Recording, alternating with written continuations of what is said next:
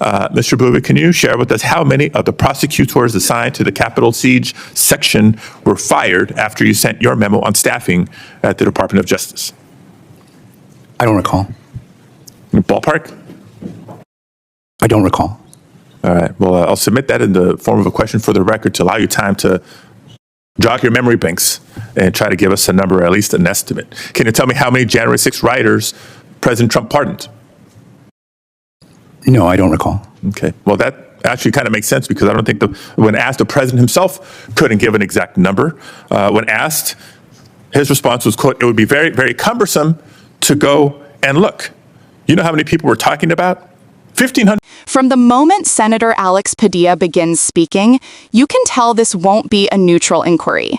This is the kind of opening that sets the entire room on edge.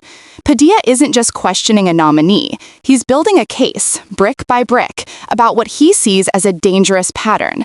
A president selecting people not for their qualifications, but for their willingness to bend the law to political will.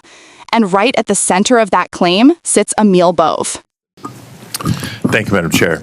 Colleagues, I want to begin with a couple statements, not specific to the nominee before us, Mr. Bove, but general observations as we've had hearings of nominees and on issues since the beginning of the year. It's become clear that President Trump clearly has one litmus test when selecting people to appoint. It's not experience. It's not dedication to our country or the rule of law. It's whether or not a potential nominee is willing to bend or ignore the law to satisfy the president's whims. Now, I understand that elections have consequences, and one consequence is that a president who is elected will get to nominate judges for the duration of his term or her term.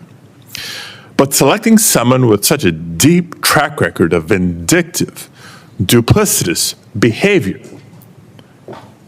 of abuse of power, that is and must be treated as unacceptable. From Mr. Bove's time with the Southern District of New York to his time representing Donald Trump to his time at the Trump Justice Department, it's been demonstrated that he will not let the law stand in the way of doing what he wants. That's why as soon as Mr. Bove joined the Justice Department in an acting, unconfirmed capacity, he began an effort to purge the Department of Justice of perceived, quote, enemies, like the January 6th prosecutors. He even called the January 6th prosecutions, quote, a grave national injustice, and ordered the FBI to produce a list of everyone involved in them. Never mind the fact that he had previously worked on January 6 prosecutions while at the Southern District of New York.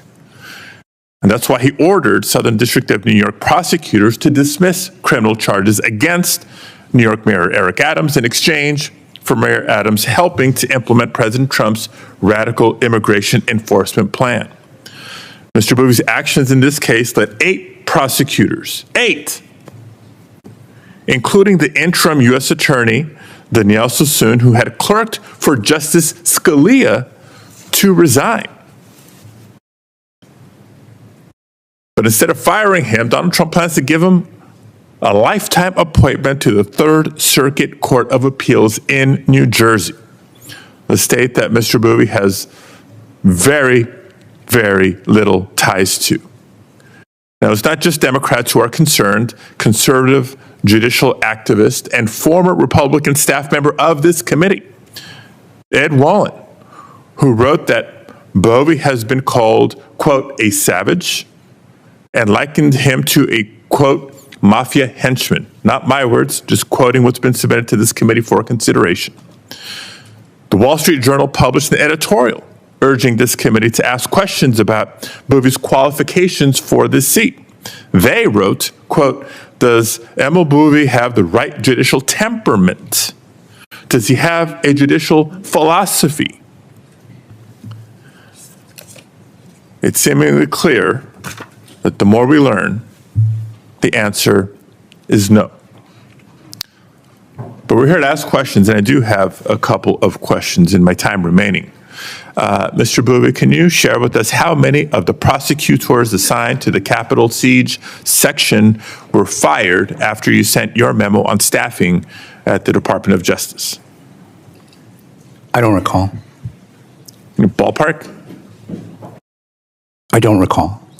All right. Well, I'll submit that in the form of a question for the record to allow you time to jog your memory banks and try to give us a number or at least an estimate. Can you tell me how many January 6 rioters President Trump pardoned? No, I don't recall. Okay. Well, that actually kind of makes sense because I don't think when asked, the president himself couldn't give an exact number. When asked, his response was, quote, "It would be very, very cumbersome to go and look." You know how many people we're talking about? 1,500 people. To think that on the first day in office, he would have considered case by case that volume of files to make the determination that they should be pardoned, that's clearly not believable. And we know that dozens of those pardoned had prior criminal records, including rape, sexual abuse of a minor, domestic violence, and more. Yes, I'm talking about the January 6th rioters. I'm going to end with this, Madam Chair. I can tell you that a long-serving prosecutor with the D.C. United States Attorney's Office thought that it sent a message that, quote, political violence toward a political goal is acceptable in a modern democratic society. Mr. Bove, you contributed to these actions. What do you think what kind of message do you think this sends to the American people? I think that the president, in his exclusive discretion under the Constitution. My question is, what message does this send to the American people? The pardoning of January 6th rioters, many with prior criminal convictions. And you can answer briefly. I think that's a question that calls for political views, and under the canons, I'm not able to take a position. I thought we were talking about public safety and the rule of law. Thank you, Madam Chair. Padilla starts with something bigger than Bove, the principle of judicial appointments themselves. Elections have consequences, he says. Presidents choose judges. That's normal. But what happens when the president's selection criteria are not qualifications, not temperament, not judicial philosophy, but loyalty to the president's desires, even if those desires collide with the rule of law? That's the tension Padilla is pulling the room into. Then he begins tracing Bove's history like a prosecutor, laying out a timeline. His time at the Southern District of New York, his shift into Trump's private orbit, his rise within the Trump Justice Department. And Padilla paints a picture, not of a public servant simply doing his job, but of someone willing to stretch legal boundaries to serve political objectives. The allegation that jumps out, and you can feel the gasp behind the words, is that once Bove took a senior role at DOJ, he began what Padilla describes as a purge, identifying people he considered enemies, including prosecutors who worked on January 6 cases. Padilla uses Bove's own phrasing against him, a grave national injustice, describing how Bove allegedly ordered the FBI to produce a list of every January 6 prosecutor. The tension here doesn't come from shouting. It comes from Padilla's tone, steady and clinical, as if walking the committee through evidence one step at a time. But then comes the bombshell, the allegation that Bove pressured SDNY prosecutors to drop a case against New York Mayor Eric Adams in exchange for political cooperation on immigration policy. 8 prosecutors resigned in protest. 8. Padilla emphasizes that number like a heartbeat. People don't resign in groups unless something truly seismic has happened. And Padilla doesn't rely solely on Democratic criticism. He pulls in voices that would normally be supportive: a conservative judicial activist, a former Republican committee staffer, even a Wall Street Journal editorial. He uses their words to ask the question he says everyone should be asking: does this nominee have the temperament, judgment, or independence for a lifetime appointment? Then we reach the moment the commentary hinges on, when Padilla finally turns to Bove and asks direct questions. How many prosecutors were fired? Bove says he doesn't recall. Padilla asks again, tries to get even a rough estimate. Still nothing. The lack of answer becomes its own answer. Then Padilla goes at the January 6 pardons. A simple question. How many rioters did President Trump pardon? Again, Bove says he doesn't recall.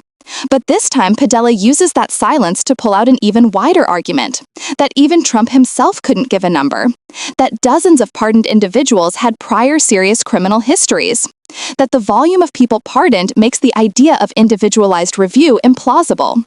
Padilla uses Bove's non-answer to illustrate what he sees as a systemic disregard for the meaning of accountability. By the time he reaches his final question, Padilla has set the trap.